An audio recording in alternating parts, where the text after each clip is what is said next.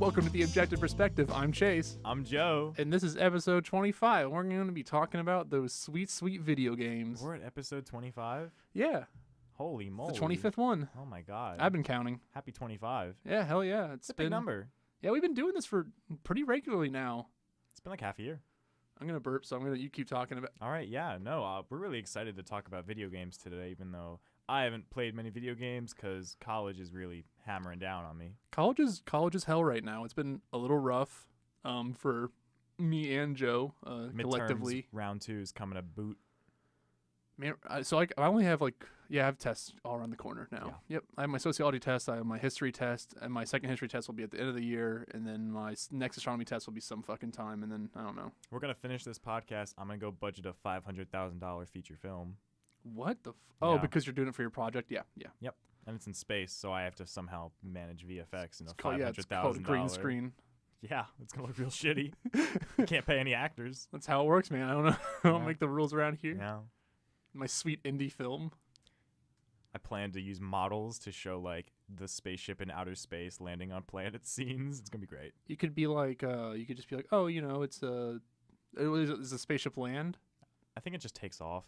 It doesn't actually land anywhere. You can just use. I can really squeeze by here. You can just use footage from other stuff. I'm like, oh man, this spaceship doesn't have any windows on it. It's very convenient. Yeah, it's very That's how Thomas wrote the script. What do you want to? How do you want to see? Do they want to see space? No, there's only one place to see space. It's in the viewing area. Exactly. Get over it. Fucking, this is capitalism. There's one scene where the hole breaks open and some lady gets sucked out of it though. Yeah. That's gonna be real tough to budget. That's true. That'll be a little rough. Fuck you, Thomas. Whoa. No, thank you so much, Thomas. I needed this. Yeah, he did give you that script. Yeah. For free, baby. I credit him. Yeah. I'm helping him. I'm giving him a free budget to make this thing for $500,000. Yeah, you're budgeting his film me. for him. Do you know The Troll Hunter? It's one of my favorite comedy mockumentary films. I don't know. It was $1 million. It looks really nice, so I think you can do it. I think I can do it. But it was all on-set locations in, I think, Norwegian. I just have to build a spaceship areas. like they did for Alien or something. That's all I have to do. Yeah. Yeah, just do and also make it look like an 80s alien sci-fi film. Yeah. So you can cut down on prices even more while getting old bullshit. It's like Alien in space. Yeah. Space mutiny. So let's talk about video games. I mean, if you want to. I mean, I'm down to talk about space films more. I'm going to move my mic. Yeah, man, just get your hands up in there. Yeah. So some news happened this week. Yeah. Usually news doesn't really happen this time of year. News happened. Well, news always happens, but this is games are coming out. Usually people are keeping their mouths shut because they're just trying to play video games, but... Not this year. This year's been full of people opening their mouths. Not this week. Not this year. Not this year. What do you want to start with? Just roulette me. Just throw me something. Okay, let's talk about Activision. Okay, let's get into Activision. My favorite publisher. All right. Company. Marry, fuck, kill. Activision, EA, Ubisoft.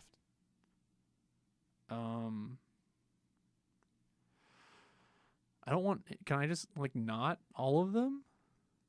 No, marry Ubisoft, kill EA, and fuck Activision. That's the right answer. I actually agree with you. Yeah. Marry Ubisoft.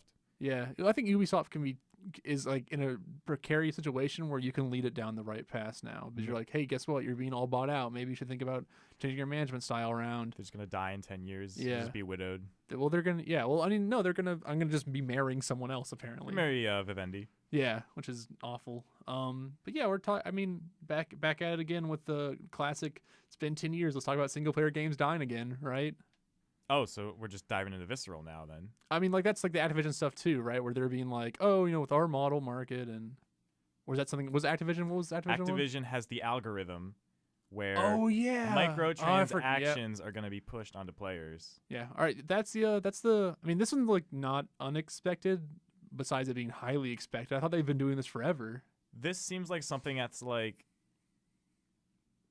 it's nearly dystopian when you think of theories of shady companies doing shit in video games. This is the hook. If someone's wearing a cool cosmetic, they algorithmically hook them up to someone who's not having that cool shit, right? That's the idea behind it. The idea is if you want to be a really good sniper, right? Yeah. You use a lot of sniper stuff. The game will cue you with somebody who is a really good sniper who owns a really good sniper gun that you can buy, and he's going to be really good at the game too because they're going to match someone with low experience with someone with high experience. So he's going to kick your ass with that sniper gun, which is going to make you want to spend money to buy that sniper gun and then you will get matched with people who suck, who have played less of the game with you, and then you will be able to get a ton of kills with your new gun you just bought, and you'll feel like you're being rewarded, like, oh my god, this was a good purchase.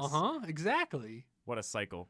It's like the classic we let loot boxes in, then that's when like if you let companies get one foot in the door, this is the slippery slope. It's not the slippery slope, it's the proven argument with companies. It's, oh, we can do this, okay, we're gonna do this till it dies. And Activision's the king of that. I mean, look at season passes, look at DLC, then into season passes, and like, I don't like DLC and I'm fine with season passes, but like once you let that foot in the door with a company, they're like, how much more? You're letting us all the way in? And they let themselves all the way in. Where do you point to as the start of season passes? Because I always look at Borderlands 2.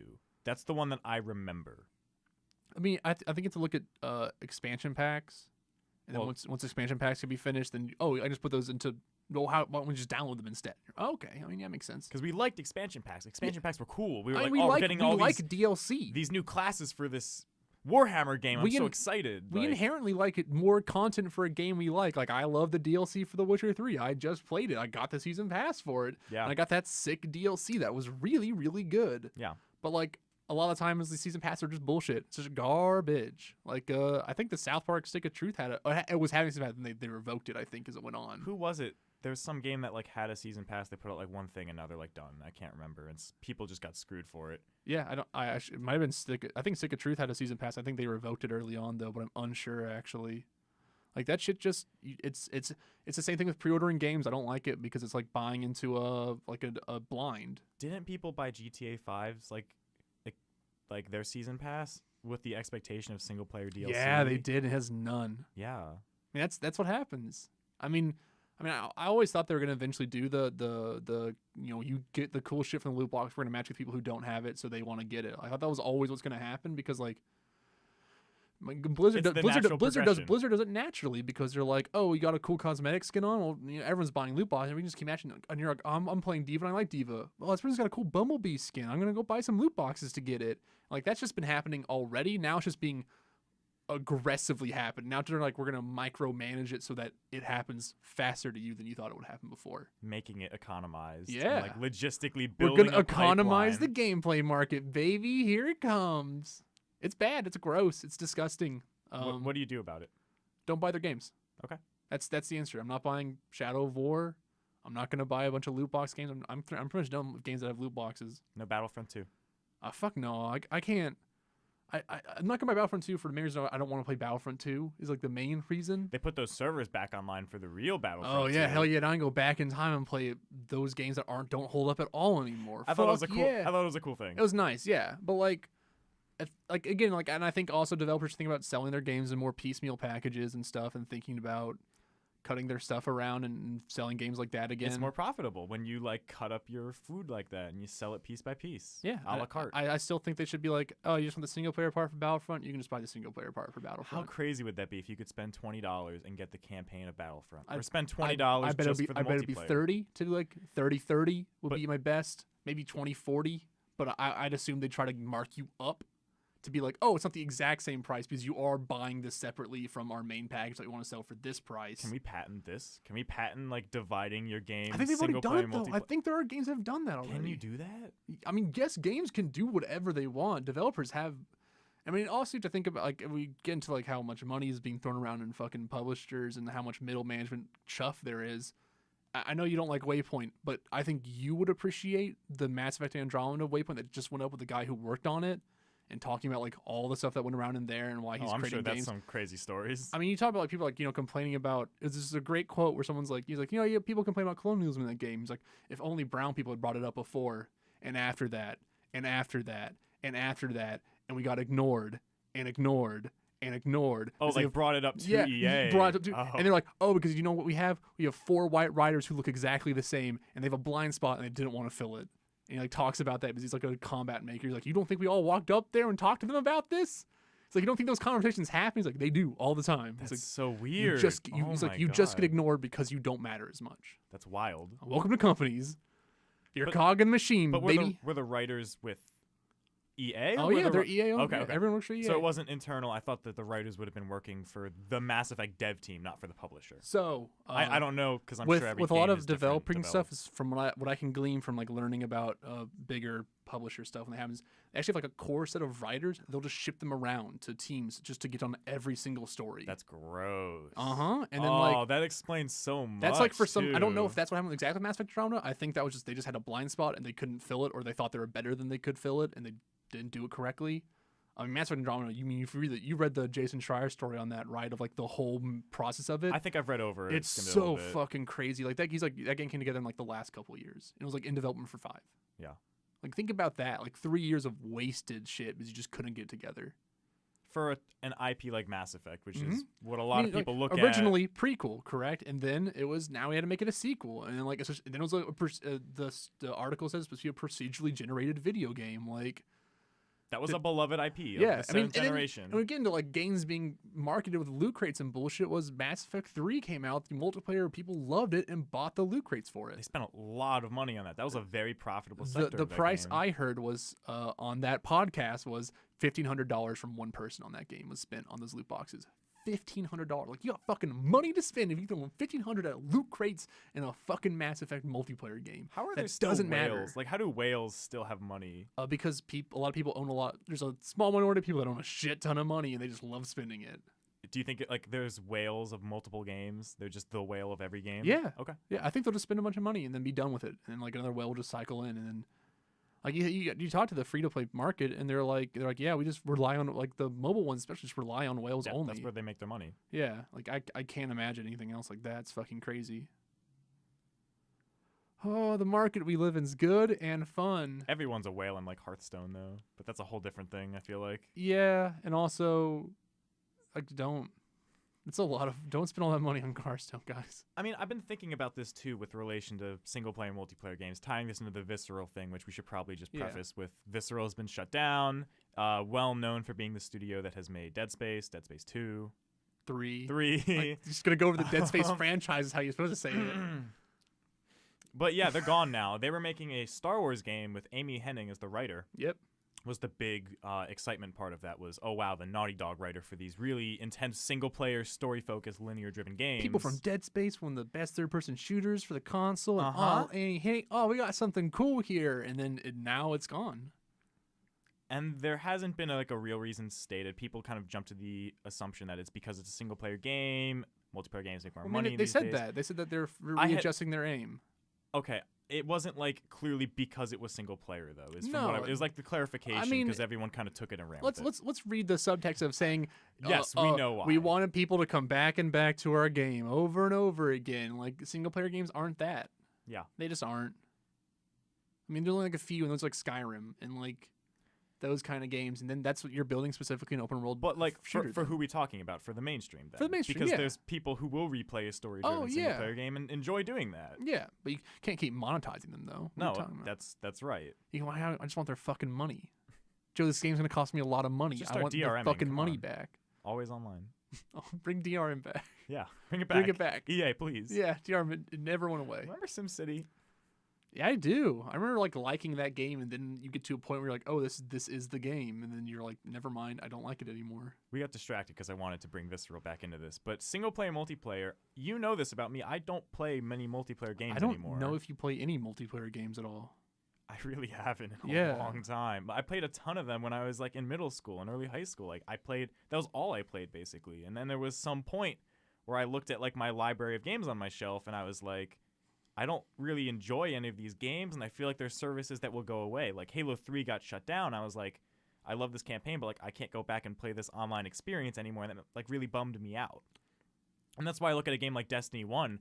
I don't like the idea of like investing my time into something that then could just go away. Oh, okay. That was always something that like hit me really deeply, and like with World of Warcraft was the same thing with the world like changing. Like I love going back to a single player game and it's the exact same, and I can play through it again and like learn new things or find new stuff, but it will always be there. You know, Gotcha. that's why I'm a crazy physical person too. Like Yeah. I think those all mesh together. And that was a big reason why I stopped doing online stuff and how much it relies on other people and all that. Like it just feels like this is the way the industry is heading is so multiplayer focused, so monetized. Like, not that single player games are dying or anything, they're absolutely not, but I think it's interesting how much the Western market specifically is focusing on multiplayer games too. Well, I think the thing is, and we've also like had this argument before. Like this happened before, where like single player games are gonna die like 10 years ago, and then it's been normal. Things just cycle. I mean, we had the games are gonna die thing 10 years ago too. I mean, we've had like Console this is just a cycling forever argument. Will always be like this. Will be like, oh, actually, we can monetize this sort of game that people are making now. We can monetize it. We're gonna focus really hard on it because we see money here. And then they're gonna and then indie markets or AAA markets are gonna realize they can maybe make a $40 game like Hellblade that came out, which is like, oh, our games don't need to be $60. We don't need to spend this much fucking money on them. Actually, we can put it out at this price and still make a good money back. But then you have the Cliffy B problem with Lawbreakers. Well, yeah, like then sometimes your games just fail. Like, welcome to the fucking world. Which, of course, there's a lot of reasons why Lawbreakers fail. That's not to say it was only the price point. The price point, also, it was a multiplayer game. It's a saturated market. It's an Overwatch clone, and then people. That's if you get fucking trapped. If you get memed in a market, you're fucking dead, kid. Look at Mass Effect Andromeda. Jesus. When Mass Effect Andromeda died the instant a meme came out for that game. How is Shadow of Mordor doing so well then? Because I would argue is it doing super well? Yeah. I haven't. What do you mean? Well, Shadow of Mordor didn't get memed at all either. Shadow of War, I'm sorry. Shadow of War didn't get memed. I feel like it did. People fucking memed on that shit all the time for all the shitty things they were doing. We've not memed on it literally, but like. Yeah, no. I mean, like, how much bad press can a game take? Like, well, like it's the difference between bad press and bad word of mouth. That's the real difference. Mass Effect Andromeda didn't get bad press. It got memed on, son. But like. Mass Effect Andromeda, like people were like, yeah, it doesn't look good, but there's some things here I like. Because like Mass Effect Andromeda is like a huge mixed bag that I think is a bad game, but like if you're gonna look at it critically, you're gonna say like, well, here's these things out here, like there's so many problems, but here's the things I did think were cool, and I see this game going forward being way more interesting if they got better writers, like blah blah blah. But like Mass Effect Shadow of War, you go, yeah, this shit's like bad. Like I don't like loot boxes, and it's like, well, people are gonna buy the fucking game anyways. People already hate the press, so like the trust there is invalidly deworthed. The media, man. Yeah, I mean, how many times do I fucking hear in my life right now of like the term is like, I'm tired of the liberal media. Like I hear that in like a real world sense. It's the classic. You start saying something ironically, it starts happening unironically. Yeah, like that principle is proven real to me over and over again. I mean, and I think it's a fascinating it's the thing where psychology. I make a lot of like dumb sexist jokes, like to be like I'm the idiot in the room. I'm like having to tone that down in my own head. I'm like I feel like I'm gonna start saying those jokes, and there's gonna be someone in the room who's gonna be like laughing at that, not because of like I'm the joke, because that joke to him is funny. And like that's my real fear in life, you know? Danny talks about this all the time, that like irony's dead, satire's dead. Yeah, and I think that's like people need to like catch up to that in their media taste too, because like people are like, yeah, irony and shit's dead. Well, the internet is all irony too. Yeah, that's all it is. And so irony's been, I think the word, I mean, we talked about this like really early on in our podcast, was I think sincerity is the weirdest thing to see on the internet. Like kindness and like niceness is really cool. And like I'm not like that. I have a hard time being like that, as I think I was an internet kid, or when people see me be really nice, it's like really shocking to them. Like I was with my friend Nat, and I give her a lot of grief. Me and her like constantly making D&D stuff, and I have to constantly be like, no, this is bad, or what I'm doing is bad. Please tell me I'm being a shitty person, just so I can like wake up. It's like 9 p.m. and I'm after tutoring, we're fucking doing a D&D map. Just like hit me with a hard thing, so I wake up. And then like I called my sister, I was like, hey, I'm really proud of you for getting into college, and like was just very sincere and nice. And she's like, I haven't seen that side of you really. And I'm like, yeah, like I won't let it out that much. I think I wonder if that's just because of me being on the internet. Like I'm just naturally more ironic, or like I think all jokes are funny, and then like you're like, haha, ironic Nazism, and then Nazis are back, and you're like, haha, oh shit. Like, was my ironic racism just making a breeding ground for racism, where people were like, haha, right, wink, wink, and are now like, now we have people who are like straight up race realists that like I think got indoctrinated by that bullshit. I always thought it was people just weren't reading the racism and just read everything literally, like that kind of stuff. Well, I just think fucking astounded me. It's the thing of like, I have this problem with like a lot of things of like Breaking Bad or Rick and Morty. Yes, the idea of bad characters who you shouldn't empathize with being role modeled, right? Yeah, like the Pickle Rick episode, which I've fucking watched Rick and Morty, and I think it's a fucking great show. I've seen a couple episodes. It's really funny, but like, what do you take away from Pickle Rick? Was it the joke that Pickle Rick's a dumb thing, or that he's internalizing all of his depression and it makes him turn into a pickle? Like, that was the whole idea. And then he talks to his therapist afterwards and goes, you are a bad person. You don't know how to be a human. But then he gets equal time to say his side of the argument, which is like, no, you're fucking up on make your show like, Peep Show, which is on Britain, was a show about these two people are just awful humans. They literally my favorite episode still is the wedding episode. It's one of my favorite episodes of TV ever. Is he's trying to get married to this girl he's been chasing. And he's like, oh shit, I don't want to get married at all. And then he hides up in the rafters with his friend and makes him piss himself because he was too scared to go down, so he won't leave. And he won't make his friend leave, so his friend just pisses himself in the rafters. But you're never supposed to. You're like, these people are fucking losers and idiots. You should never be like them. And they're never given like the right side of the argument. Only like once when they're just making fun of other people who are as shitty as them. Like, and that's it. That's the only time you're allowed to empathize with them. And like, that's how you should make your characters. I think that's still less on the writers and more on just the fans for being complete idiots of like, I want to be Rick, because I feel like it's pretty clear that you shouldn't want to be Rick. It's the writer's job to make your message explicitly clear. And I've had this talk a bunch of times where I'm like, the old Garth Marenghi joke with my favorite two shows. They literally go, I know a bunch of writers who use subtext, and they're all cowards, every one of them. And a part of me goes like, I think he's onto something unironically. Like, because like maybe you should be more specific with what you're trying to get at, because you're breeding this now, because we live in a time where I think people aren't willing to catch on as much as they used to, or maybe they could never catch on like they used to. I think that's a shame. Like, I think that's like tragic and like at a cost of valuable art. Like, I think that you're sacrificing quality then to make sure that people don't understand what you're trying to say. Yeah, I think there's a you should just be more clear, or you should just maybe look. How watered down do you have to be though? I don't know if it has to be watered down. Like, that's the thing. Like when like I talked about with Rick making his argument to the therapist, saying, I'm like, you don't need that. He could have just looked at himself at that time. I haven't seen that episode. That's like that's like a part of like, it's just like, well, she makes her argument that's explicitly correct about his character, and then he goes, no, you shouldn't care about anything. Like you should be like go all Nietzsche and shit and just whatever. And like, but they give him equal time. Like maybe you should change your character. Maybe you should look at your character and let it have its own introspection. I think it's just a sad reality where we have to even like consider that this is like something we need to change. A part of me is also like, maybe it's not the writer's fault. It is the writer's fault. They should write a better character. They should maybe like have your season, instead of having a show that you know is going to last forever, think about having your characters change through the season instead of having a fucking, if you want people to think about your character more, don't make it the same character forever. Make your character change so it can reflect what the audience should be seeing. You should have to look at your stuff. I mean, it's tough. I kind of disagree there, because I think that's artistic intent. Like, that's what the artists want to write, and like they have their own ideas in mind for how they want to do that character. Like, I don't like Rick. I don't have any attachment to this show, but like, I don't think it's their also responsibility to like do anything. Well, like no, this with Rick.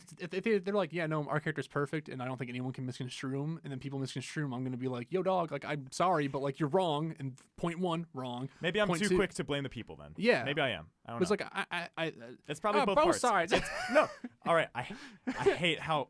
It's bad, right? You know, I hate the memification of both sides. I know. You know I hate it. And I'm like I'm left, but I'm also center on like 1,000 things. And I understand why it's been memified, and I get it. I'm not like oblivious to that of why both sides is bad. Because there is that fucking center party who just literally sits on a fence and is like, isn't it great to be here? Well, like me and you are like, let's actually look at both sides, and like there are good points. But like when you memify both sides, like that's fucking bad, because then you're in a fucking echo chamber, dude. And like that's how extremism is born. Like, what the fuck? I mean, living at pretty good times, right, bud? How did we get here, Chase? We're doing video. This is video games. This is not video games. I mean, this is explicitly video game writing now, right? This is like video we're games here. Now. Why the fuck are we stuck here in this like endless hell? Right now we're here, and people are like, I mean, the fucking thing that made me so mad this week that actually got my blood angry boiling was none of the politics and none of this was a dumb thing where someone's like, yeah, single player games with someone, and someone's like, well, they should design their stories more around games. Look at Nier Automata. And then his next thing was like, that's so well. Next thing that so well was Persona 5. Look at its story. And I was like, all right, don't fucking play me like this now. Don't be like, oh, Persona 5 is so well because of the story. That is not why that game sold well. We all know it. God. It's because of the music? Music's still good. Music is still. I had that music to that on my phone. That gun store theme. I hadn't listened to it in months, and I found it yesterday. Layer Cake is good. It's good. But also, I was in Persona 4 music and 3 music, and I was like, might be better. I think I like them better still. It's still so good. One last thing for like, not to keep us here with the Rick stuff, but like, yeah, it helps build that terrible situation when the internet is also so full of like depressed people, and like depression jokes are cool now, and it's all self-hatred, self-loathing. Like we're in this really negative space, and like you talk about like feel memes and shit. Like Should have some feel good memes is what I'm saying, right? Instead of like my feels, like have some feel good. Like, you know what's a good day today? Eat a bag of Doritos. That's what I did. Felt great. Did some studying. Feels good. There's too much like self-loathing. There is negativity. Like didn't we talk about this before? Where like we're over self-humor or whatever, self-deprecating humor. Like I'm over it. I'm done. Yeah, I don't think I do it that much anymore. I make a lot of like dumb jokes about myself, but like they're jokes that are true about what I do. Of like, oh, I fucking couldn't put the sheets on right 2 times in a row. There's only 2 sides of sheets. How did I do this? But that's my joke for the day. I think we've been trying to like move past them. Yeah. I think we've been doing a good job of just even saying like I want to die, even like something as simple as that. Like I've been trying to move past like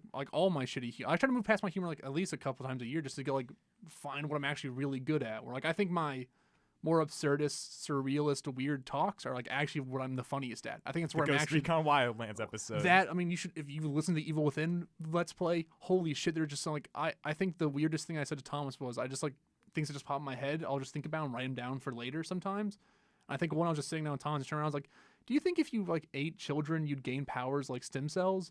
And he just looked at me for like a good minute and was just like, no, Chase, because he has to play my straight man all the time. I would have said yes. Yeah. See, someone would have gone with me the whole way, and that's why I have you here for the podcast. You're my alternate source of like, yeah.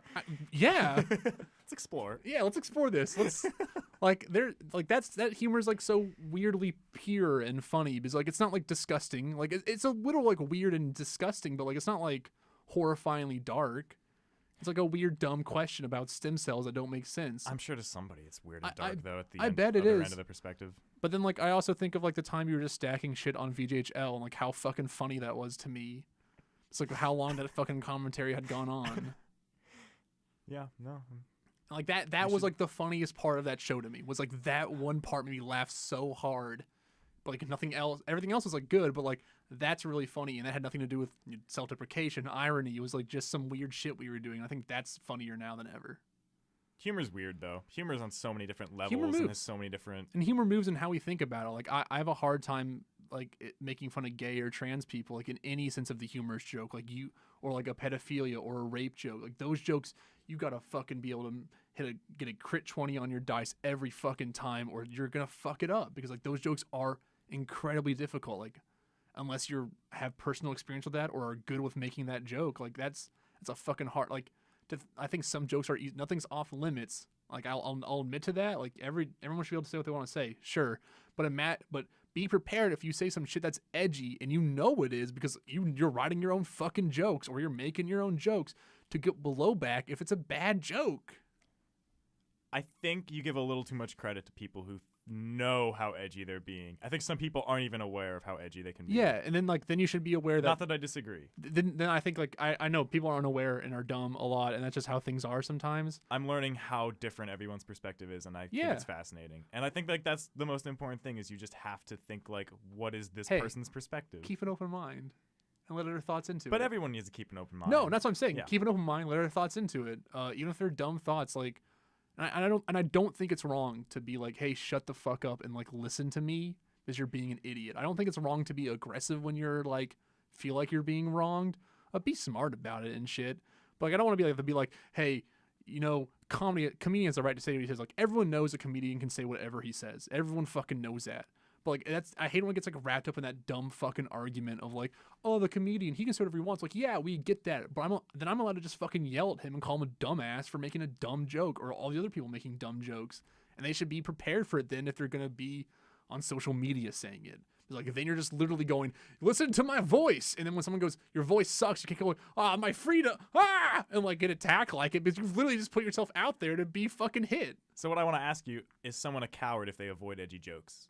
No. Okay. I think it's super hard to do edgy jokes, and I think like there's also a part of me that loves nice jokes, like there's a comedian on it's like Blue Collar radio that was ever on. It was like this old lady, and she had like a husband named Left Brain. It would just be a 5-minute long story about her husband doing like a dumb thing of being like just doing like groceries wrong because he's too left brained about it. Like he's doing things too like, and that's it. And I was like, this is like what I want sometimes, just like a nice.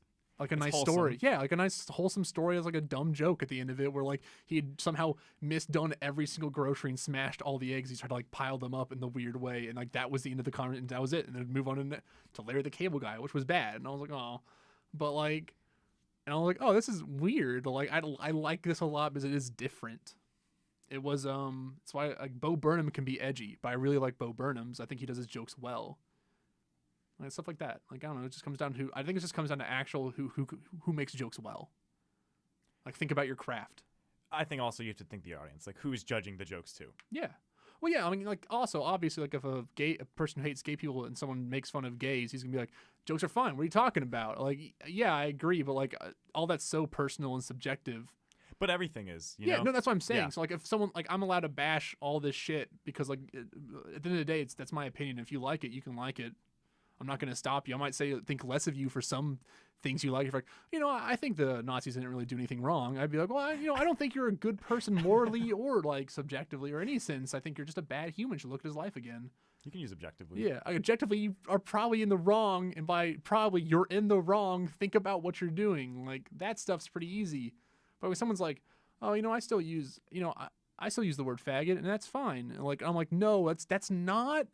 And they're like, oh, I don't hate gay people. And I'm like, that's where that word comes from to me. Like a lot of like when people say the word faggot or retard or any of that stuff, if people start throwing those words around, and they're like, well, I don't actually hate those people. What my fear is, and it's always the fear of that, is someone in there that I do know does hate those people, or someone I'm acquainted with and hates those people. So when I make those joke, they think I'm okay with them.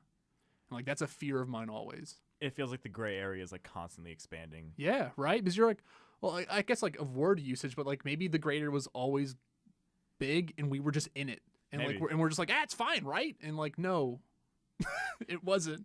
Yeah, I mean like middle It school always hurt school someone. talking. Like Yeah. right? And that's I think we live in a time too where like intent is less important. For good or for worse, it's like we have to be more careful about just what we're saying. Yeah, because like people are like, oh, what's the context of what you're saying? And I'm like, well, guess what? Those words just carry like, And just how they much have does that baggage matter? with them. It's- Yeah, And people I mean, you disagree think on about- that. Some people think yeah. the context matters a lot. Some people think it matters none. And like Yeah. I don't know who's I- more right or I'm wrong. I'm It's probably more with the baggage matters way more, especially for some words. Like you can't just drop like you don't drop the N PewDiePie, word. hi. You don't drop the N word. You don't drop faggot anymore. You just don't. Like those are words you just don't say. Like it's like a joke. It's like a punchline because all it does is punch down. But if you're like the Louis C.K. bit of like the guy's just a faggot.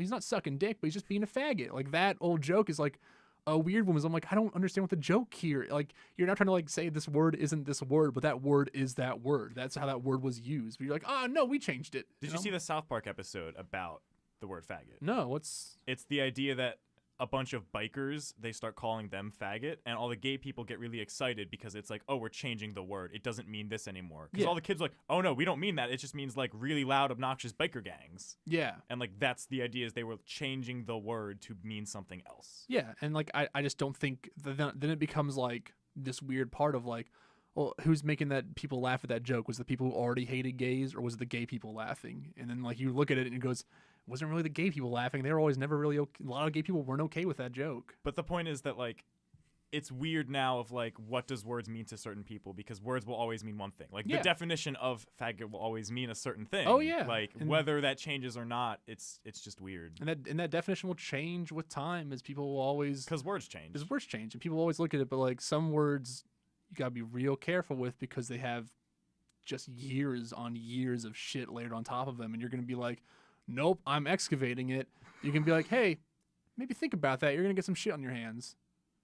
I just wonder at what point is it worth it. I think it's just not worth the trouble. A lot of It's the time, kind of I where don't I'm think a at. lot of those words are ever It's worth the not trouble. worth it. Just say that guy's an idiot. You don't have to say he's a retard. At that point, you're saying, and also like it's erasing other words that mean the same thing to choose a worse word. To be like, no, you're retarded. It's the And edginess. it's like, nah, I'm actually gonna say something that could hurt someone else's feelings instead of saying the word isn't. But Like, it may what? start as edgy, and it just goes into normal dialect. Like Yeah. that's the evolution of Well, things. I think it's the edginess of the internet. Just saying a part of your life, you're like, no, actually it's normal. I'm like, no, you're still being edgy. You just think it's normal now, but you're Yeah. still trying to be an edgelord. because we're just Yeah. hyperbolizing Word. word Yeah. words. And you say how many times do we say fuck? Like fuck that, fuck this. There's a lot of people that would be offended just by us saying fuck. Yeah, like and like that's become like normal vernacular. And but like I don't. That's why I always make the joke. I'm like, man, I'm metaphorically fucked, but not like physically fucked. It's been a joke I've been making just to. So that's just me dodging the words usage at that point. Welcome to word usage, and god damn, it's been 35 minutes. Has it? Jesus. We're just going. Visceral got shut down. That's disappointing though. I like Dead Space 1 and 2 and 3. Yeah, I want to play Dead Space 1 and 2. Not 3. You don't want to dive back into the I third one. I'd play 3. 3's all right. I'd play It's not great. I gotta but see it man, 2 is so good. 2 is like one of the best third-person shooters of that generation. Yeah, I've heard a lot of that. It's great. It's such a cool game. Have you ever played them, like, in general? I've seen them played. I've seen little bits. Oh, I think you like 1 and 2, actually. I think I would. Actually, I have no idea. Do you like Resident Evil 4? I haven't played it. Maybe. I still think Resident Evil's the last like major franchise I haven't touched. Yeah, I guess. Yeah, I was gonna say like Try to find one. I was gonna say like dumb old franchises that were big that aren't anymore, and I gave up a long time ago. I think I would have hit at least one of them at this point. I say Baldur's Gate, but Baldur's Gate is like they've released an expansion for it recently, but probably never played Baldur's Gate. Yeah, I guess I haven't played Baldur's Gate firsthand. Yeah, Baldur's Gate's good. Second one's still real good. I have a ton of respect for Baldur's Gate. Second one's I'm not gonna question that shit. Come on, play some D&D by yourself. Let's go. Hey man, I love Etrian Odyssey. It's not the same. That's not ironic either. It's also not the same. No, they're not. D&D is an abstract concept that we should stop applying to things, maybe. Yeah. Well, I mean, those games they actually apply. Baldur's Gate's set in the D&D. Like, yes. I think KOTOR literally uses the D&D engine. You can look at it and goes, you rolled a 15 for this attack plus your 7 dex. This equals that. Like, some old games, like, when people are like, it's like a D&D game. It's like, back in the day, that shit just was. You were just rolling dice when you attack people. It's craziest dumb bullshit. It's such a bad system. I like rolling dice. Yeah, I mean, I like rolling dice in real world. I forgot to bring my dice in D&D session. Let me tell you, I had to borrow a bunch of dice. It was rough. The tactileness of a die is real nice. It's nice. It's a good feeling. You have like 100 dice in a bag. You bring it out and you're like, all right, everyone, let's dig in. Let's play some D&D. How do you feel about Yahtzee? When you like the shaking thing? Yes. Yeah, it's good. That game's bullshit, though. That game makes me so mad. Every game with chance is bullshit. D&D is bullshit. No, but you can fudge it. Oh yeah, I can fudge it, but like, what's the point when I can kill a teammate? That's the fun. I killed Evan. Got close. Got knocked unconscious. Got close. You haven't killed anyone yet? No, I mean, I've knocked a lot of people unconscious. Soft. Like the close. I've gotten. All right, so the end of last one was like my boss fight session. Yeah, how was it? It was good. We only had 4 people, which was nice. So I could like really. That's awesome. But I had to like tone everything down right away to be like, this is this, this is that, this is that. So I had like a DC save portal pretty much, which means you have to like constantly save against it to do things. So I was shooting like eye beams out at you like it was a beholder. I think I made the DC saves too easy, but also I almost killed them all at the end. So I had like a monster that was going to come through on the 6th turn. And they got down to the last eye stalk, and there's still like a turn left. But they were like, no, maybe if we kill the eye stalk, the monster will then just come through. And then the monster just came through because it was already coming through. And I was like, I don't know what you're all thinking. And they fucked up a lot of... they rolled a lot of critical ones at really bad opportunities for me to go, okay. And I just smacked them away from the portal with like a giant ape hand because there's an ape coming through. And the ape got through. And then like it disabled 2 of my party members pretty much right off the bat. Like, why are they so bad at rolling? It's just rough. It's a rough roll. And then like Evan's this weak ass monk who's just like really weak, and I don't know like if he's playing it wrong or his stats are just really bad. I think his stats are just like he rolled real rough for him, having a rough time. And I pretty much like he did a really good like he's like, I'll distract them from you, other guy, because he knocked down my ranger to 1 HP. Like, was that straight up at 1? Wow. And he's like, I'll destroy him. I'm like, all right, roll performance. He's like, distracted it really well and just died because he just turned around and killed taunted him. It too well. Yeah. And then my other friend was a wizard, and I think almost like got knocked down like 5, and then just our druid which just didn't get hit, which is like caught in vines and just didn't get attacked. It just was laying there. Sounds great. And I was like, good teamwork, everyone. Great stuff. D&D. But they won. It was a good fight. Oh, good. Yeah, so they won. Like I gave them some special rewards, and they're working on it now. And then I was like, we need to write the rest of this fucking adventure next time. Yeah, I'm glad you have so much free time in D&D. 2 weeks. I got called out by Jillian on it. It was real rough. You did? Yeah, Jillian was just like, I will like hang out with my friends, but they all go to a 6-hour-long D&D session, and I was like, look. Wait, really? Yeah. Well, I just like it was on Twitter. I just like respond. I'm like, as I prepare for my session, I'm like, look, and she's like, I'm specifically calling you out. And I was like, fair enough. I don't think I have time for this anymore. Almost. Also, fuck Twitter. Twitter's bad, but also like I like talking to my friends on it still. Okay. You get good pointed jokes from your friend, and that's fine. Okay. Jillian's always gonna be mean to you. That's just like a Jillian's natural setting, I think, is rude to you. And that's fine. It's like that's what I expect. So when Jillian's rude to me, I'm like, it's normal. Everything's she's good. not mad at me. She's just being Jillian. Okay. People have a hard time reading that with Jillian sometimes. Sometimes, yeah. Well, I think it's hard to read. Sometimes she's just actually mad. Sometimes she's just being a jerk. Mm-hmm. I think there's a difference. Okay. I mean, look at us. We were the jerks for a while. You're not a jerk, Chase. You're a jerk. Okay, well. I mean, you were both jerks. Now we're both jerks. Yeah. Congratulations. Well, we were the guys who were like, no, fuck you. The game's bad. Like, I was never that guy. How dare you? You would go, and then you would have a visible facial reaction. I would work as hard as I could to find something redeemable about the game, and I still will. You still will. I'm still real proud of you for that. You got it. Someone's got to do it. I guess. I mean, we have Thomas. Well, no, Thomas is the opposite of you then. No, Thomas is like we played Ghost Recon Wildlands. It's a bad game. We didn't play together. We had a good time. We'll get into games in a second, but game's bad. But he'll be like, oh, there's the things in here I like it. I'm like, that's fine, Thomas, but the game's bad. You think it's bad? He thinks it's bad too. Yeah. He only thinks it's okay. That's what his argument will be. Top 3 best-selling games of the year still, probably. Probably. I I had to play. I had to know what was the drive there. And I think it's just because it's co-op. That's going to be my reasoning. Good time of year for it to come out too. Because the game by itself, if you're playing it by yourself like I did, it's not fun. I played with Thomas and it was all right, but like I think with like 4 people that could be like a fucking bomb ass time. But Well, I've heard those comparisons and people say like The Division you were supposed to play like with more people, but apparently that would be like fine by yourself. And everyone said you could play this game by yourself, but like you totally need 4 people.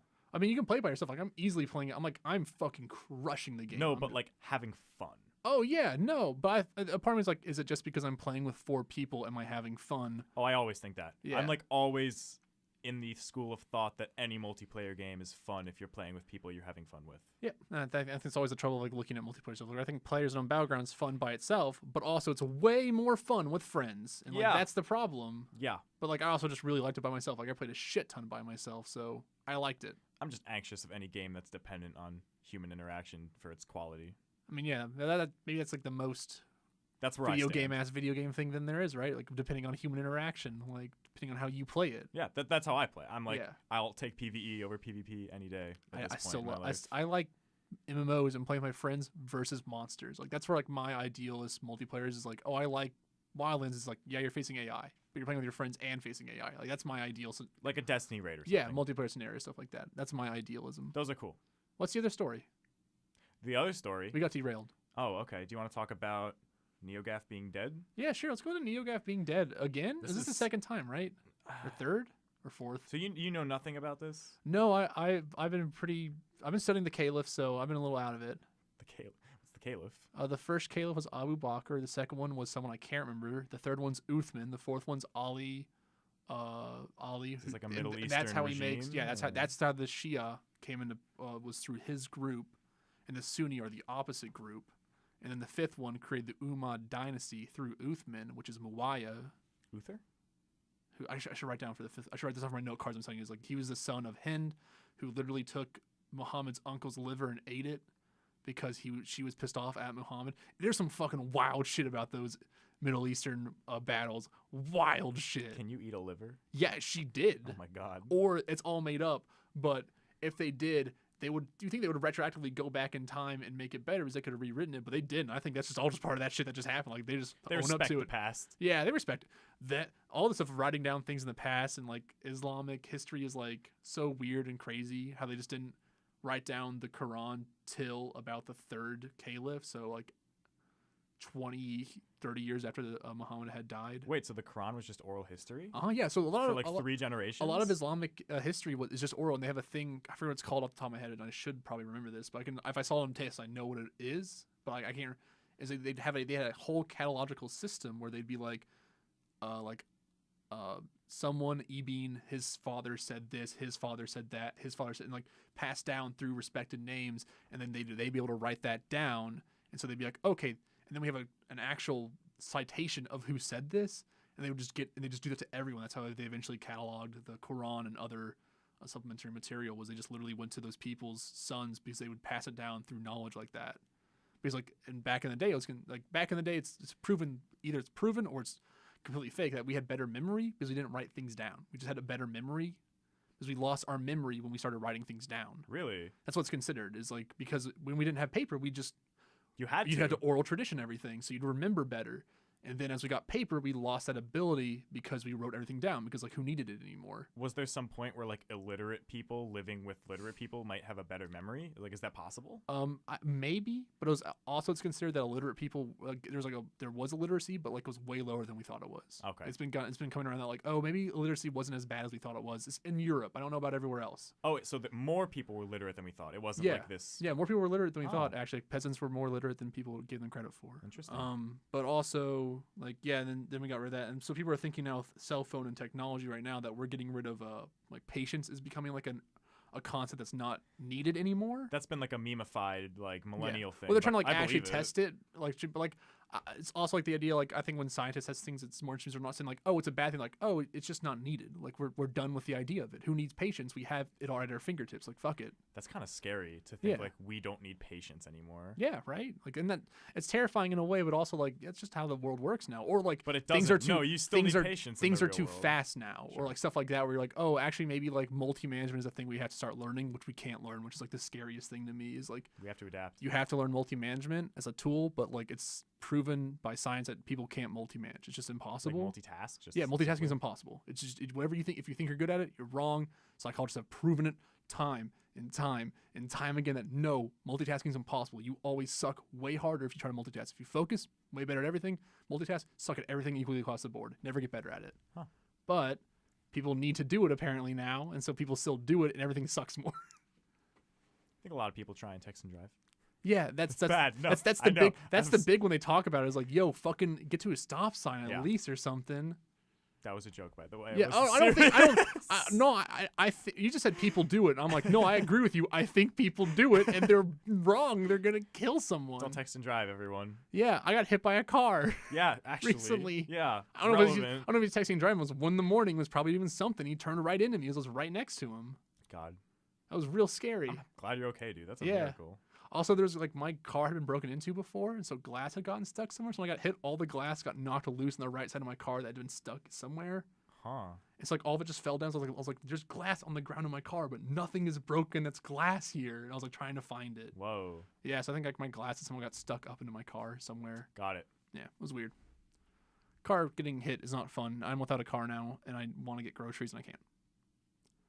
Don't do those grocery services that like deliver them. Those are way overpriced. Yeah, no, I'm just gonna wait. You might get like a free trial. If I've got pasta and mac and cheese and a lasagna. That's all you need. Yeah, and I got some roast beef. 3 carb cornerstones. I got roast beef and like bread, so I'm gonna like toast the bread up, then put the roast beef in the middle, so it just heats it up, and so I don't have to like have it heated up in like a microwave or something. I'm making Salisbury steak for the week tonight. That sounds good.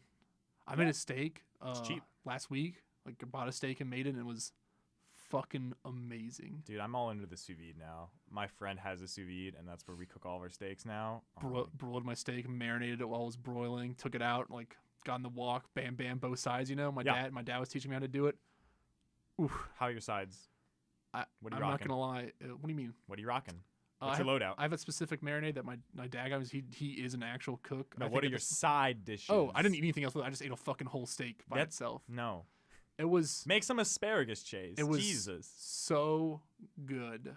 I was in heaven. Also, I've just been like lazy and haven't had time to do that. Roasted potatoes, a little bit of asparagus. I think I'm gonna like take out some broccoli today and broccoli, cauliflower. You can't go wrong. I'm gonna take some. I have frozen broccoli. I'm gonna take it out, let it just sit out and like heat up, and then put it in the wok, and then put some teriyaki sauce in there and make that teriyaki broccoli I like. Okay. Because that shit is fucking heaven, my man.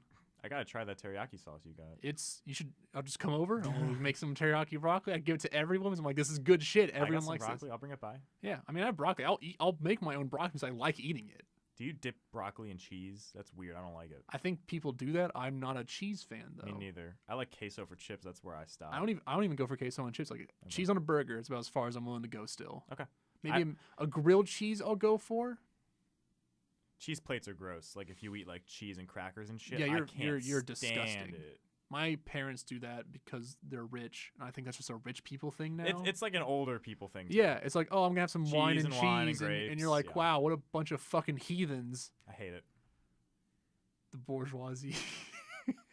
Still waiting for the game called The World. So what happened on NeoGaf? We can just cut this short. Just NeoGaf is dealing with some stuff again. Is it like sexual harassment bullshit? Yeah, the owner is basically getting accused of sexual harassment for a second time, and I don't know why the first time didn't seem to stick or whatever. I mean, like it's always dudes in power, right? Like and women in power also will do it, but like it's. So this is the irony: is neogaf is like super intent on like being very like anti all of that like sexual harassment stuff. Like they're very, very much in that camp of like making sure games are very accepting for everybody and like Nick Robinson. Yeah, Yeah, this is the comparison. It's the thing. We're talking about fake performance. It's the classic. It's poetic. It's like the shit where it's like. Thank you for the assist. Actually, everything sucks. It's like fake performance is a real thing. It's the I remember I was listening to I listened to some podcasts, and one of them this listener came in and talked and was like, I think I dealt in sexual harassment. What should I like? How can I speak up? And they're like, well, dog, you're still performing. You're still coming out here talking to us about it. You're still trying to show that you actually care. When like what are we gonna do for you? Like, stop trying to make yourself seem like you care and just start caring. It always feels like a case of like almost overcompensating. Yeah, like it's the no, I'm actually a good guy. No, I'm really a good guy. It's like, just be a good guy. Hashtag me too. Yeah, like just be a good. Don't ever fucking say hashtag me too unless you have been sexually harassed. Like, don't even like get into that. Just it's a real thing. Or it's the thing where like some dude like all that Me Too stuff has been like so fucking crazy to me, because it's been like whenever they go like, man, guys are like this. I'm like, I'm generally, I think, not like most. I might fuck up on some areas. I might not call people out enough. It's like that's like a thing I don't think enough people actually do. And I don't think I do it well enough either. Call out someone else's shit when they're being fucking gross. I don't think I've done enough. I've helped out a few times, but I don't think all the times I have helped. I think I fucked up before. And you should always recognize it. But don't be like, actually, I don't do all those things. You're like being like, I'm actually like, it's like the virtue signaling shit. I fucking hate that term, but it is being like, it's real. Actually, I am like a good guy. And it's like, fuck off. Like, shut up. Like, let these. Like, internalize it, learn it, look over it maybe a few times, be like, do I actually do these things? I think it's been very fascinating and telling that some of the biggest virtue signalers are just themselves. It's the perpetrators. It's so weird that people who call themselves skeptic, rational people, or people who call themselves I'm actually all helpful, are just actually huge pieces of shit. It's almost like people who just constantly say they are things without backing it up are usually big fucking liars. But yeah, all the mods jump shipped. It's just crazy chaos. Site's done. It is so.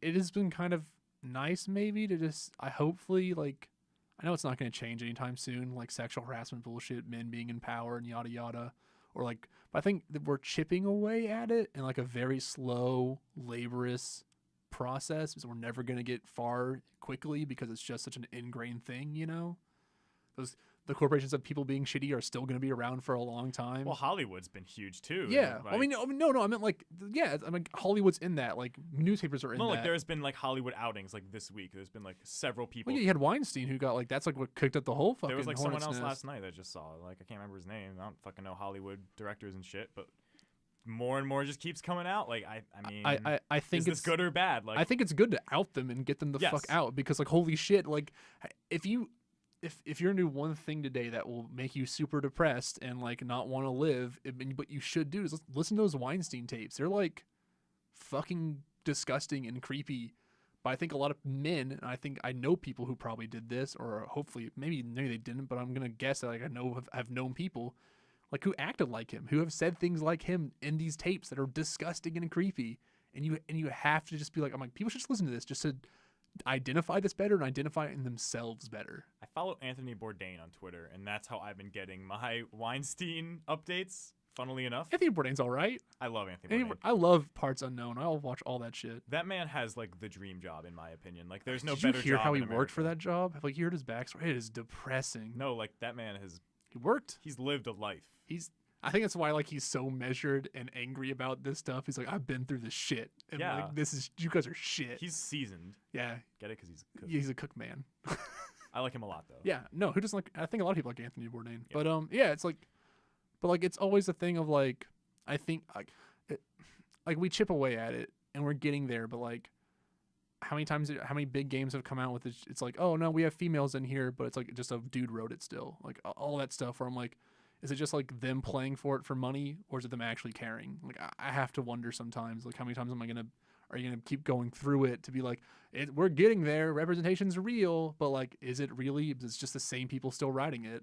Well, I think it's like when I said, is this good or bad that they're coming out? It's like, obviously, yes, it's good that we're seeing them, but like, I think this is a step forward because clearly, like, there is more awareness. There's things actually happening. There's consequences coming out. Like, that's why I think it's a step forward. I think it's a step forward, but I don't want people to be like, I guess to me, it's not like we're there. We did it. It's like a step forward in 1,000-step or like a 20,000-step process where we've gone one step. And I'm like, all right, now we got 19,999 more steps to go, everyone.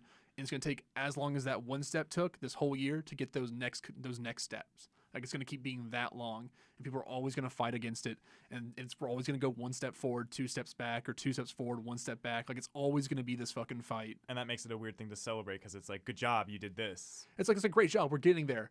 I'm saying for, like, us, specifically, more dudes in this area. For, like, women, I think there are women power who've obviously abused their position. It's fucking obvious it's happened. It's just inherent to the position of power than to any gender or anything. But men are more of a problem than women have been. That's obvious also. So, like, it's like, I think for dudes, like, trying to just fucking dragging them, it feels like sometimes, like, you read all the studies, you're just dragging dudes into the future, like, with, like, it's like I had to do a study in sociology for this, where it was like, all right, well, what do you want out of your marriage? And people are like, oh, egalitarian, we all work together, blah, blah, everyone wants that.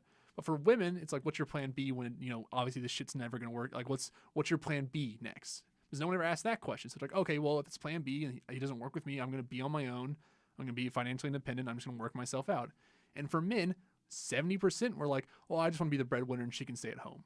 And, like, that was the answer. When was this done? I think it was like 2005, 6 maybe. So hopefully it's gotten better. At least it was 10 years ago. Yeah, it was 10 years ago. But you're like, that's 70% in the 2000s. That's fucking wild to me. I believe it. Yeah, like, I believe it. I'm still just like, man, like, how many, like, it almost feels like you have to drag dudes kicking and screaming into the future sometimes.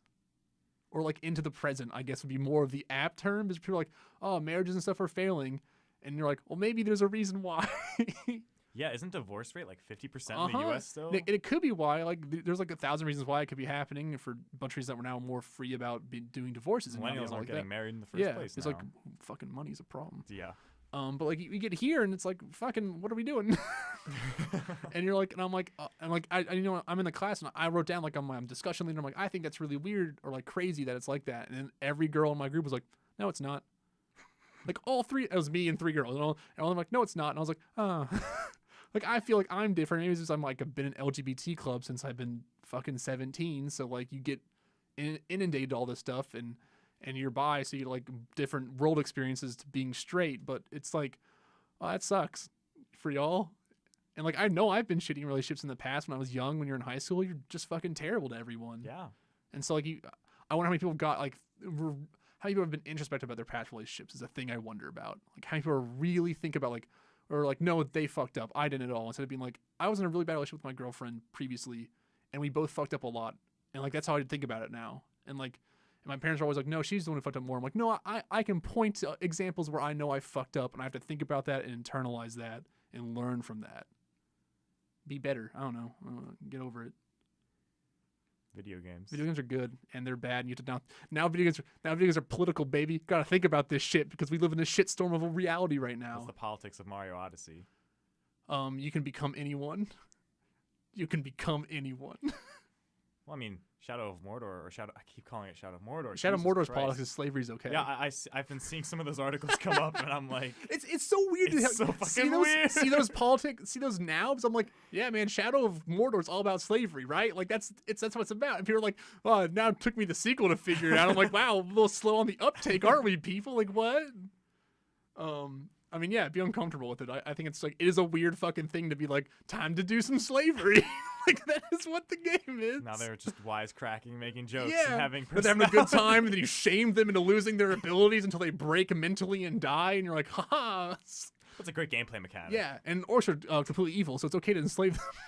Jesus Christ. Like that, I mean, you want to get into like the old Tolkien like racism factory, we can get into it. Like, what are the orcs? Oh, they're a symbol for industrialization and black people. What the? Who would have thought? Like, it's really obvious subtext. I went like 20 years of my life without knowing that dwarves were Jewish people.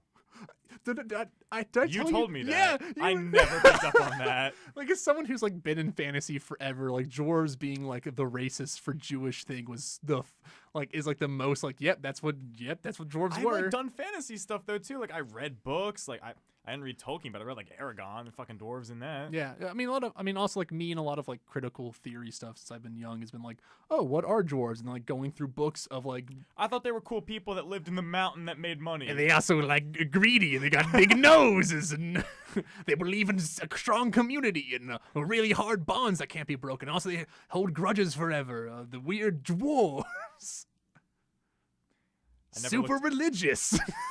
You ruined dwarves for me, Chase. I hope but you like, know that. but the thing is, like with D&D, I think Tomb of Annihilation is not a good D&D film. But like mostly, D&D's been really good at stepping forward for all this stuff, like really making dwarves not be just weird racist Jews. Jew stuff. The big like, beard. I mean, the big beard's always gonna be there, but they also like toned it down a lot and like made it more. And D&D's now more about like pick what you want to be and like do what you want to do. Like dwarves are still probably gonna be good ironsmiths because they live in mountains and do iron, but like they're not all gold people now. A lot of them are mercenaries and they go out and do work stuff. Like they've changed it up so much now. It's way better. Like they made every race kind of like humans where they can do whatever they want. What were elves supposed to be? This has like never been clear. I don't know. And I think elves have always been like. Just like high class people? Like high class, maybe Aryan in a little bit of a way of like blonde hair, blue eyes, white, tall, pale elegant. Skin, right? They're like pale skinned elves. Yeah, pale skin. But like they're also not like beefy. Like people think of Aryans as like the strong muscular type, but also people didn't think that all the time. So I don't know. Elves are slender. Yeah, but like I don't know, man. There's probably something I don't know a lot about elves. Dwarves used to be like my thing to look into because dwarves were fun. Orcs were fun to look into. So those are the races I like playing. I'm like, oh, orcs and dwarves. Like those are cool because I play the beefy dudes who hit people a lot. And now I've been switching into like I want to play the magic people, so I'm still playing orcs and dwarves, but like they're just like not suited for my task at hand. I'm like, oh yes, I'll be the really strong mage who punches people and also is really good at casting spells. What do you think bronies are? The brownies from Etrian Odyssey. What do they symbolize? Short people. That's They're hobbits. They're hobbits. Yeah, hobbits. Or hobbits are just like hobbits with big antlers. Yeah, they look like little kids. Yeah, they're just like hobbits. Like I think there's always like the thing where it's like, aren't midgets really funny? And like that's where those all come from. Don't say midgets also ever, but like that's what they're thinking. Where are we going? We're talking about races in the world. Like I can go into all of them if we want to. What games have you been playing, Chase? We should talk about something we played. I've been playing Ghost Recon Wildlands. Yeah. Want to talk about weird racism factory? All right, just keep it going. Yeah, I'm not. Going. Ghost Recon Wildlands is weird. Story-wise, really strange. It's like you're 4 U.S. operatives, ghosts in the Ghost Recon world, going in and destabilizing the narco state in Bolivia. That's the whole idea. And what people have analyzed is that you're just committing war crimes and you are the bad guys, right? My favorite long-running joke when me and Thomas plays like, let's go do terrorism, and we go run out and like go bomb these like areas and go. We literally, I mean, the whole mission this morning is I woke up at 4 in the morning and played Ghost Recon Wildlands until 12 in the afternoon. As you do. It's like, you know, I'm a normal human who does normal things and then went to go write flashcards to learn about the Islamic area. Yeah. You know, all the things. But the literally thing I was doing was I was going into resorts where a bunch of people were hiding and just shooting the guards there and then be like, hold this area till the guards come. You can scare them all away. That'll get them. That'll destabilize this area. And then you just do that. And then you're like, I'm going to go blackmail this person having sex and we're going to send it out on social media. You do that. Wait, those are missions? Those are missions. Because when we were playing on the show, I thought it was just like Metal Gear Solid 5. Like I was just getting intel from bases. Do. Like that's like one of them is like you get intel to do those missions. And then you get intel and then you go do the mission with the intel you gained. And the missions can be like, oh, you sneak into this compound, and then like one of them was like, you sneak into this mansion, I killed all the guards, but he's like, I'm just gonna go shoot everyone because it's fun.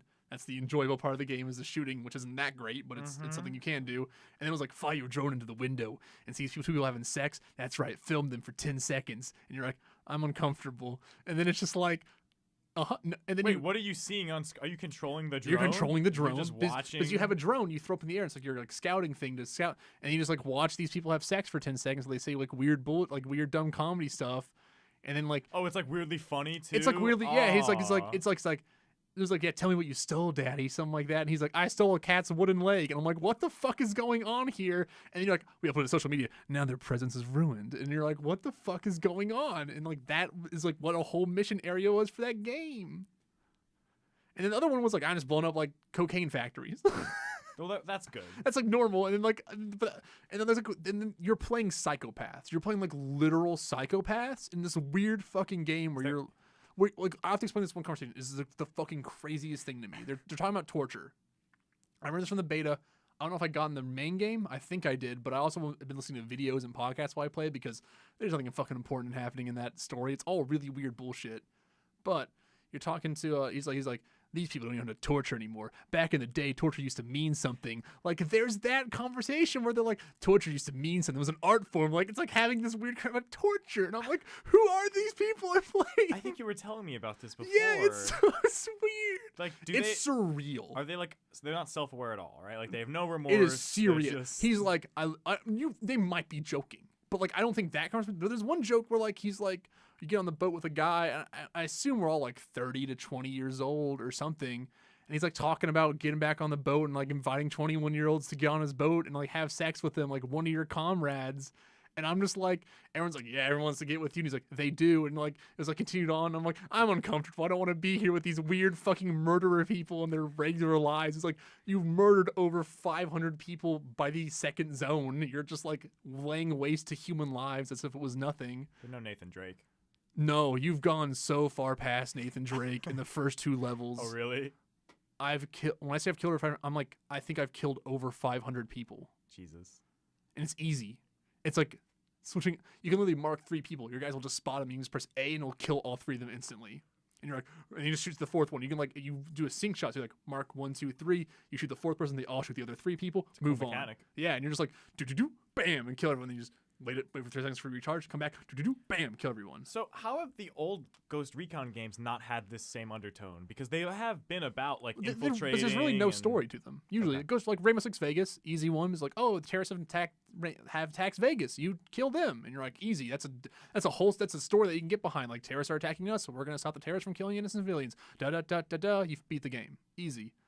Future Soldier, I don't remember the story for it, but I thought it was a terrorist attack, and you go kill the terrorists. Isn't Blacklist kind of weird though? Blacklist is weird because you're like in their place. I'm trying to remember what Blacklist. I beat Blacklist. I don't remember it. I mean, I There's a remember it being a story good that game. I remember co-op, liking that game. I don't remember the story to it. Spies and Mercs. Spies and Mercs is a good game We mode. should play that. It'd be fun. Do we have people to play Spies and Mercs with? I mean, for the show or something. But like, I don't think there's enough people playing Spies and Mercs. Is what I'm saying. We can't have a local lobby. We This is the problem with online games. You see. We could try. I'd be down to try Spies. I'd be down to play Spies and Mercs. We should just play Terrorist Hunt. That's just fun. We should just do a segment where me and you just play Terrorist Hunt, and then that's it. Mute the volume. Yeah. No, we keep it full blast. Shoot the fuckers. Shoot the fucker. And just playing repeatedly. Just turn on the audio part. Just turn on the voices, and that's it. What's the house? Villa? Yeah. I love that house. Yeah. That's a scary.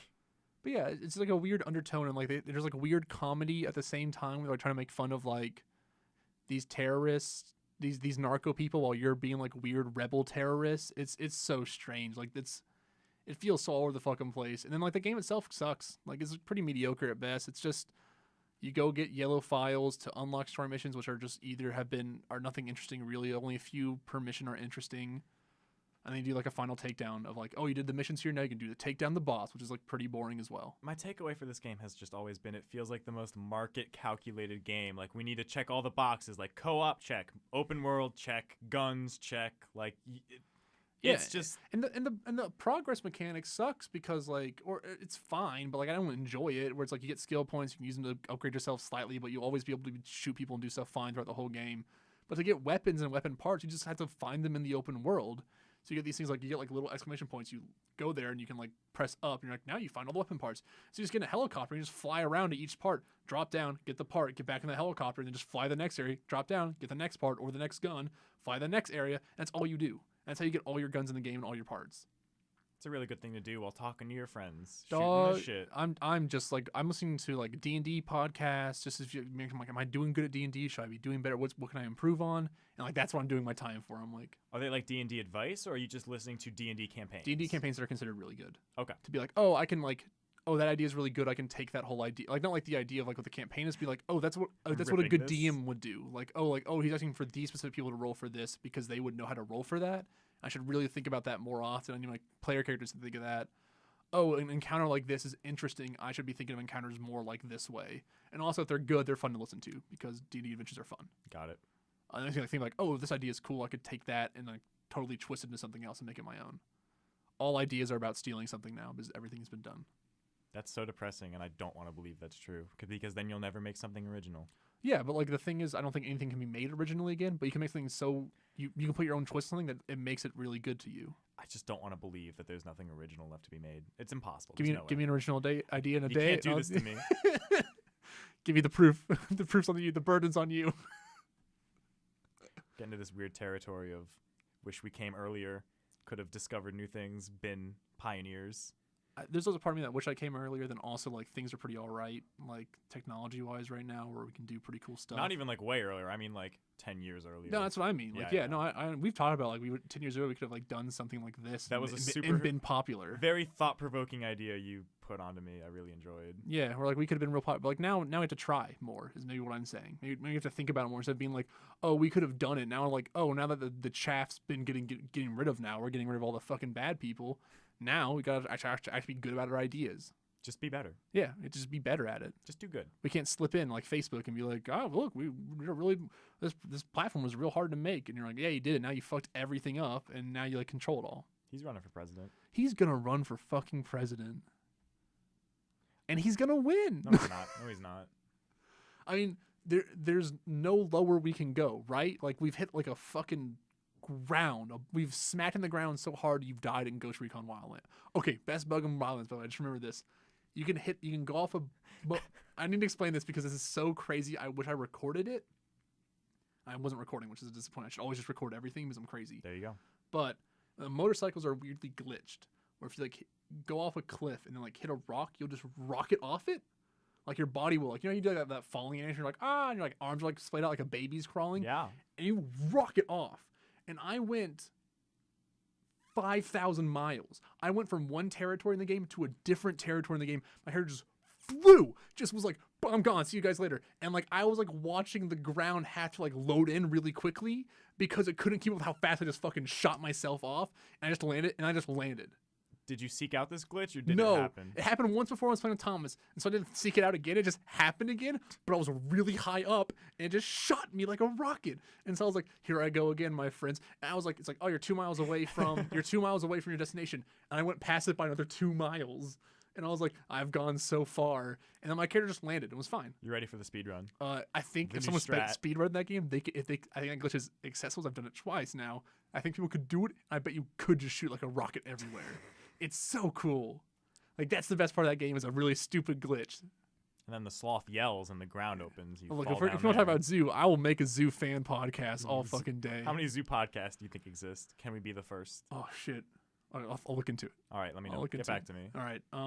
What else? Have you played anything? Nothing. I have no time. And then I played Evil Within 2. Which I hear is good. It's really good. It's like surprisingly really, really good. Way better than Evil Within 1 because it's not Evil Within 1, which is just a great start off the bat. Still savage about Evil Within 1 by Chase Weaver. Yeah, I mean, I played through the whole fucking game again on New Game Plus and I didn't like it. The best part about playing on Good Place was it was easier. That was the most fun I had with it. It was like, it's way easier. This is better because I didn't like playing this game. This game's tough. It's really is like a survival horror game. It's a lot of stealthing around, conserving your ammunition.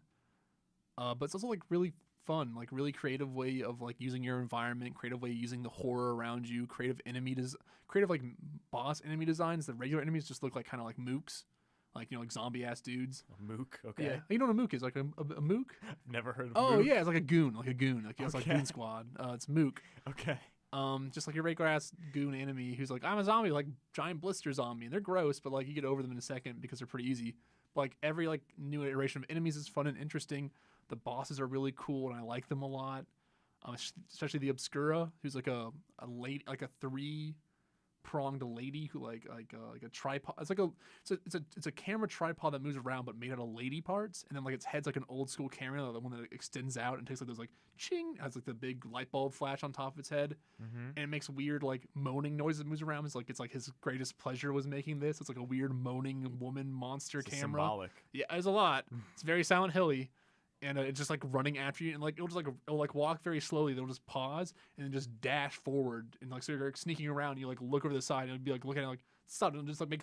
Then it's also like start making like weird screaming X noise. It just runs at you, and you're like fuck, and you have to run away. I bet that was really fun to design and animate. Yeah, it's real fucking weird, and I really like it. The first boss was like a really weird psycho monster who was fun to fight. Who just you had to wait for him to like stop teleporting before you could shoot him. So it's like kind of waiting while like giant eyeballs was It's a lot. It's a lot in that game. Can you explain the box art to me? It's like he's like in a white He's like wall? in a white goo, and he's being like pulled down, right? Okay, I thought he was like a statue or So- something. Is this spoilers? I don't want to know. So in the game, the first game, you go into like tanks of white milk, and that's how you go into the. This is not like actually white milk, but like it's like white water thing. White goop. And white, not goo, it's water, and you go, and that's how you get enter the like the world. But then like there's like weird goo monsters in the game that start appearing, like white goo, and like I think that's leading towards like what the final boss might be. I know who it is and everything. I'm leaving it vague for everyone else here. So I think I'm like really close to the end, or I'm getting closer to the end, and it's good. But the goop monsters might be like everything is crumbling down, and it's getting a little bit more like okay, all right. There's a lot. Okay. It kind of went zoo style on the previous game. And Good. There's a lot in a good way, in a way that I'm actually more interested in the story now. As I wasn't just I think the characters aren't that great or whatever. But I think the gameplay and the environment design of that game is so fucking cool to me. Of like, you know, you're sneaking around this like small town. Like you go into someone's mind. It's a small town called Union. And it's like all crumbling around you. But you also like bring your own like weird past with you into there. And so like you'll just open doors. And it'll just take you to a whole different area. Like you're like, oh, here's a house in front of me. And I can see the back and the forward of the house. It's just a house. You walk in, you're taken to like a prison complex. You know, like running away from a monster that's there. And like finding your notes about your past or what you think of it, and like all that kind of stuff, or like weird things will start triggering when you go into areas. And there's always like weird stuff to find in areas, like weird side missions if you're just walking around. It's like a lot of fun stuff to do in that game, and like the combat's difficult. I always feel like I'm missing my shots, but it's always my fault when I miss that shot. There's just no aim assist. Like you were just aiming forward and you were aiming, so there's no help for that because there's just not supposed to be. It's survival horror, so you're supposed to be like, shit, I missed, and you're like, oh fuck, and you're like 1 like centimeter off of that shot, and you're like, I'm dead, this is how I die. And then you die because you just fucking missed too many times. You die a lot? I've died it quite a few times. Cool. You get more resilient, you get more goo, so you get more goo to put in your veins, you get more resilient, you get more stealth powers, blah blah blah. Isn't there goo in Prey? Black goo? There's like a no. Okay. Yes. No. Okay. All right. Glue. There's the glue gun. There's the glue cannon. Oh, I'm sorry. Yeah, please. I'm trying to link these good Bethesda games to that Chase Beaver likes with goo. In Evil Within 2, there's literally a reference to all their games, and they're like as statues. Like it's like you found it's like this weird ornament I found, just the bazooka from Wolfenstein, or it's like, or it's like you find the Dishonored mask. Like what a weird mask. I'm gonna put this in my room. You can just go back and see them all. I really like that stuff. People really hate that stuff. I think it's all right. It's like weirdly well hidden dumb bullshit. I found the Vault Pip-Boy. I think that's like cool Yeah, to have it's Easter nice. eggs like Yeah. that in the game.